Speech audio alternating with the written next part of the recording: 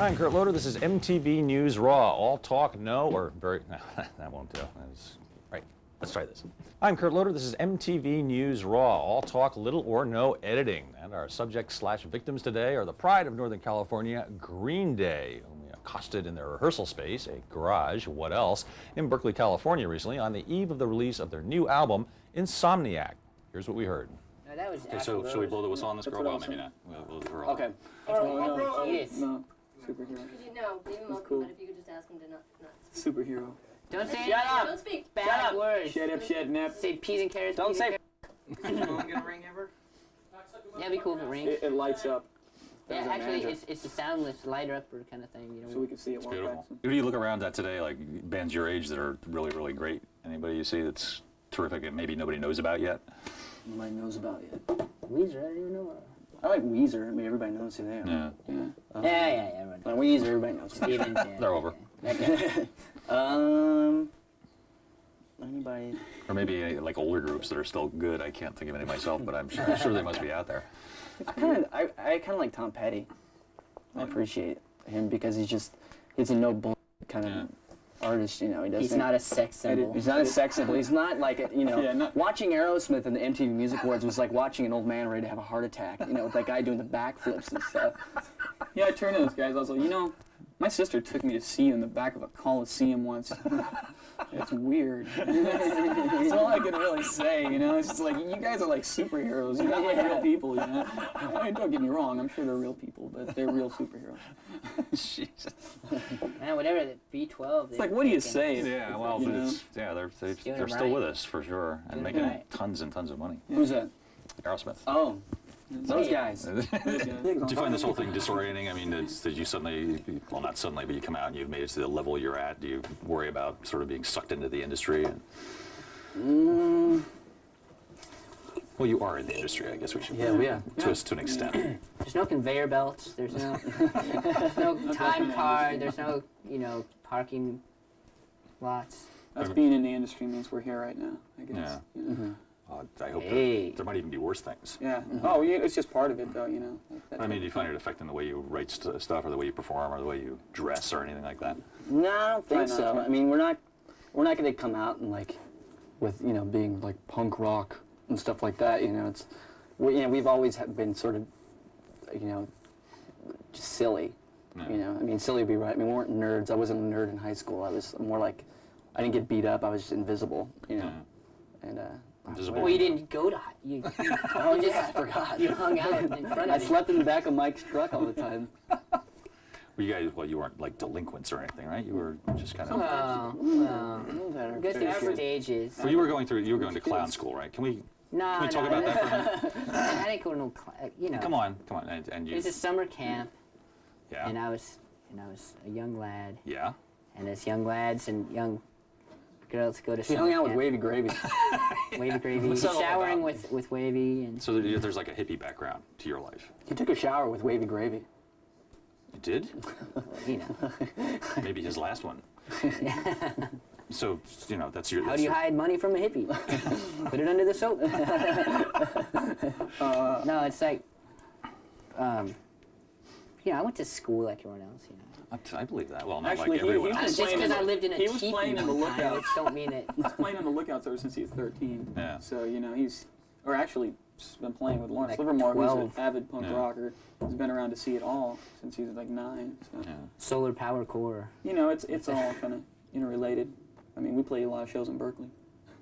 It's just True. filled with hippies. How do you survive here? I mean, I always think They're of Berkeley as cool. being like the headquarters of like ponytail guys, and is it not like that? Always carry a Swiss Army knife with you. So Well, first we were grunge, you see, and we had the ponytails and the flannels. Then we said, hey, there's something that's going to be happening soon. It's going to get a lot faster. We weren't quite So sure if it was if you hippie slow our or if it songs was- down, just like, if it was do you have the time? It's like really slow and tuned down to like D. But what is time? When you think about it. So this new record seems a little angrier than before. Would that be fair to say? Kind of. It's more aggressive, It's yeah. a play at highest possible volume type record. Does this reflect something personal going on? That's just the way it came out, really. We just wanted to write. It's just, I don't know. I didn't really have a plan for it or anything. Hold on a second, okay? Can you Sure. All right. He'll be right back. Well, let's get back to clown school, okay? No. Can you Let's get juggle some something air. for us? Or I'm fascinated by this. Like this, like an axe right into it. And Do you run up like And then I a... ripped the pole out, and and shit sucks. No. well, the I'll thing be that like, it's Figured weird. out what we're gonna tour yet? Is that? Are you sitting on it? and one problem is that we don't have a drum set for the next tour. Yeah. Well, I had the same somebody guitar. will give you one, you know. Did your mom bought you that guitar? Is that like an old guitar? Yep, my mom bought it for me when That I was sucks. about 11 years old. Probably when I was 11, and I still have it. Can't just use other guitars. And all he knows what guitar is gonna rock and what guitar is not. So My how- guitar is hard. How was last year for you with Dookie and everything? Did it change your lives? Did it Yeah, definitely. in positive ways? Yeah, well, you know, it increased financial stability. Always good. Yeah. Increased on- Were you living in more modest circumstances before that? Oh yeah. Yeah. I mean, you know, when you're eating top ramen every day, you know, there's not a whole lot you can Jolts. say. I'm living it up, you know. Well, we're always been able to live off our music and stuff because we just most of the time we lived in the van. Yeah. You know, just we toured 6 months out of the year all the time, and but I mean '94, ooh, kind of a blur. Yeah. 94. But it's over. What was 94? What Right. happened then? It was, you know, the success thing. Do your fans like write to you, or do you have your own internet account? I or write something? back internet, every yeah, person right. who writes this. Every person who writes this, I sit down and handwrite a full-length letter and answer every single question. I've got the way stacks. I've people got a should whole be, room yeah. stacked full. Handwriting, letters out, drawing in pictures, everything. Actually, we used to do that until it got to be a ridiculous number. I was writing We like decorate the envelope. 4 or 5 note type letters a day, you know. But what do they want to know out there? I mean, are they not, how old are they? Is there any? It ranges from for me like 6 to 60. You know, sometimes. Try not to read that stuff, tell you the truth. Yeah. Sometimes, I mean, Why not take you Lots off of the brain damage. we keep people posted and stuff, Dear but you get Green through Day. 3 letters and I some like people you just guys, like okay, they sit so there, I love- okay, you guys are every cool, class okay. is a different Yeah, part it's of their letter, you know? And so we got like 31 pages. Dear Green Day, first off, I woke up this morning and felt like I had to kill myself, but then I had a bowl of cornflakes. Then I walked outside and got in the car. My mom drove me to school. She Disturbing. smokes too much. This is just going everything, you know? It's ridiculous. Green Day, Young America's own therapist. Stay tuned for more when we return. Something like that, kind of.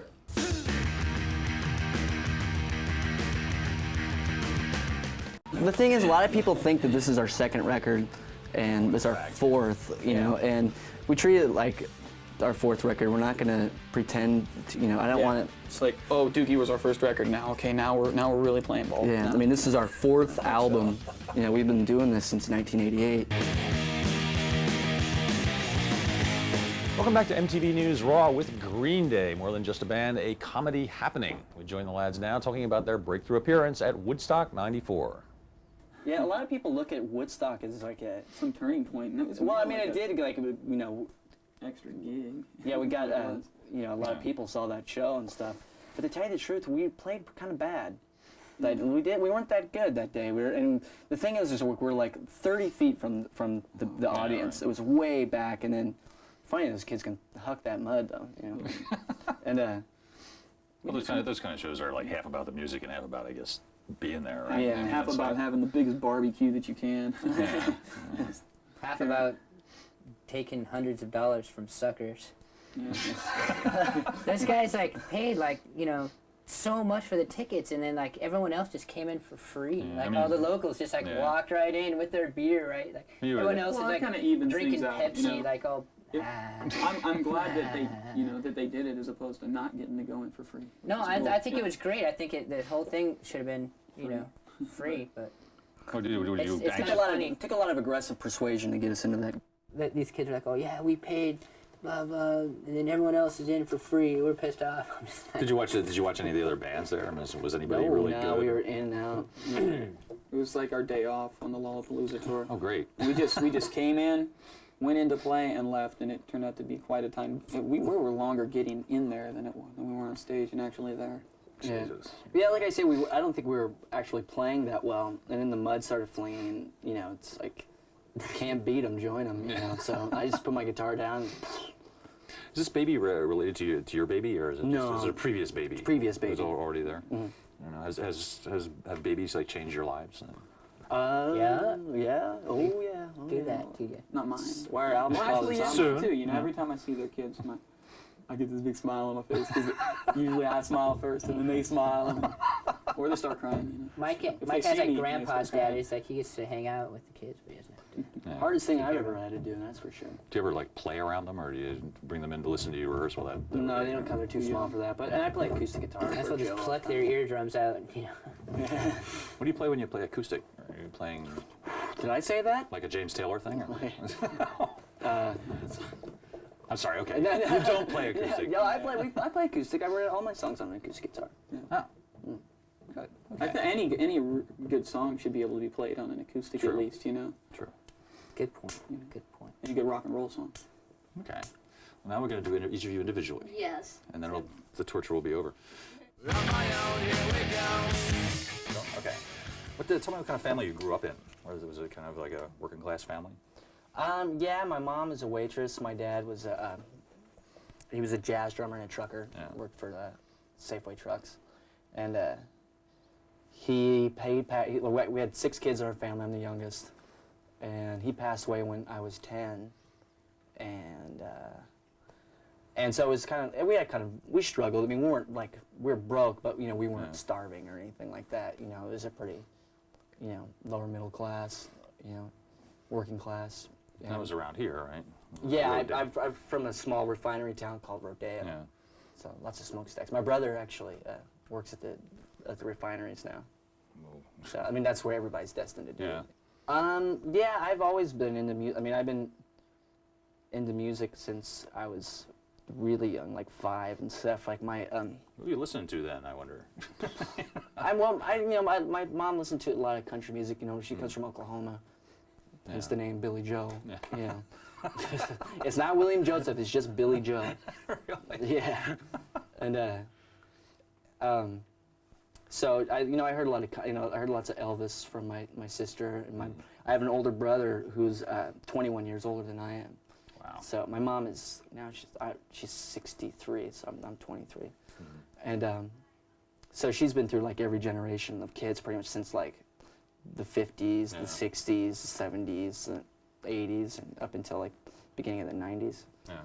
She's pretty understanding about the things that you wanted to do. Yeah, I mean, she was a real strict parent, you know, for all of my other siblings. But I think by the time she got down to me, she was just like, "Hell with you," you know. I remember I came in one time and I had this really bad haircut that my friend gave me. That was like, it was like shaved all back here, and then like it was shaved in the back right here, and then it was like long in the back. Nice. I came in, I go, "Hey, Mom," and she's laying in bed. She goes, "Oh, Billie Joe, no." And she was pissed too, but you know, what could she do about it? Too late then. Yeah. This guitar that you got, where did you see it? Was it just in a music store window, or? No, this guy George Cole. I don't know if you're familiar with a band called Beatnik Beach. Yep. And before that, I used to belong to a guy in Big Bang Beat or something like that. It's like I don't know what the hell it is. But he had the guitar, and he was kind of teaching me how to play guitar a little bit. You know, basically, it wasn't like a guitar lesson because I learned how to read music. We just kind of went in like, "Did you learn anything out of the book?" "No." "Well, it's jam." Yeah. So, you know, he taught me how to put my hands on the thing. Yeah. And What were you playing at that time? I mean, were you aspiring to play like punk stuff, or was it? Were you going for the country thing? No country. That's definitely not. I was into a lot of bad heavy metal and stuff. Well, some good heavy metal. You know. Yeah. You know, I mean, I really liked like the first Van Halen record. Yeah. And, Ozzy? I was a big Ozzy fan. Yeah. I loved like Randy Rhoads and stuff like that. And I never really was a Black Sabbath fan. Yeah. But Did you ever picture yourself as like one of these like fleet-fingered lead players, just playing I really, always, really fast? I can imagine myself. I can imagine pretty damn good, but getting there, no way. You know, I just didn't have the patience for it. Yeah. You know, that was my thing. It's like I never, you know, I just didn't. You know, and I never wanted to sing for a Yeah. band ever. Really? No, I just wanted to play guitar and stuff and kind of sit in the back. But I don't know. I think Mike kind of at one point just told me I didn't have a choice. He's gonna kick my ass. Were you writing stuff at this period too? Well, the first song I wrote, it's a song called "Why Do You Want Him," when I was 14. That was when I started. I was getting into. My sister was like a big, like Replacements fan and Husker Du and stuff. I remember like the first like sort of alternative rock show I've ever seen was REM. My sister took me when I was 13. They played in this high school gymnasium in Santa Cruz. Wow. So, and I was like, oh, REM, they're not metal, dude, you know. And so, and I went, and it was like, and the 3 o'clock opened up for them. Oh, wow. And it was like a religious experience for me. It was like, you know, they say every 7 years there's certain moments that change your life, you know. I think that was definitely one of them. You know, just it wasn't so much the music or the band, but it was just like the whole atmosphere.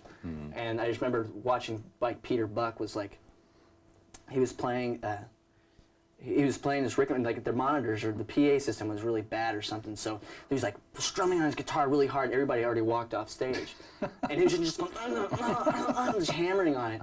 And then finally, he just takes this Rickenbacker and just swings it in the air and just smashes on the ground. And I was like, yeah! That was like the greatest thing I've ever seen in my life, because it was anger. It was straight up aggression. You know, I mean, REM isn't quite the aggressive kind of band, but you know, at that time they were. Yeah, it was. I was impressed. I was 13. You know. Ode to Billie Joe. We'll be back with Ode to Billie Joe. We'll be back with the rest of Green Day, Mike and Tre Cool, in just a moment.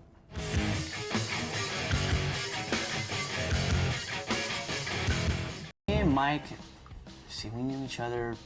We met each other in 5th grade, and he was just the most wiry, insane kid I've ever seen. I swear to God, it was just the first time my sister ever met Mike. He was he came to my house and he was just like just this bottle of nerves, real scrawny, shorter than me, real little guy. Yeah. You know, just like this little blonde hair. He looked like he was one of those guys from Bad News Bears or something. Just you know, real wiry all the time. And he comes into my house, and then like it's like, oh, mom, this is Mike. We'll go over to see Mike, and my sister. Like, I was just standing there in the kitchen for some reason, and then Mike comes screaming, running as fast as he can through the kitchen, and my sister was like, had a knife, like coming after him like this. I was like, this is the first day they met, you know? You gotta be in the band with this guy. I mean, I knew I wanted to play music, and I knew that if I directed my energies the right way and we were smart, then we'd be able to live off it, even if it meant like getting, you know, passing a hat around and wearing like Boulder, Colorado, and like, you know, just to get to the next gig, you know. That's basically all we wanted, you know, no contracts, no writers or anything like that. A little different now.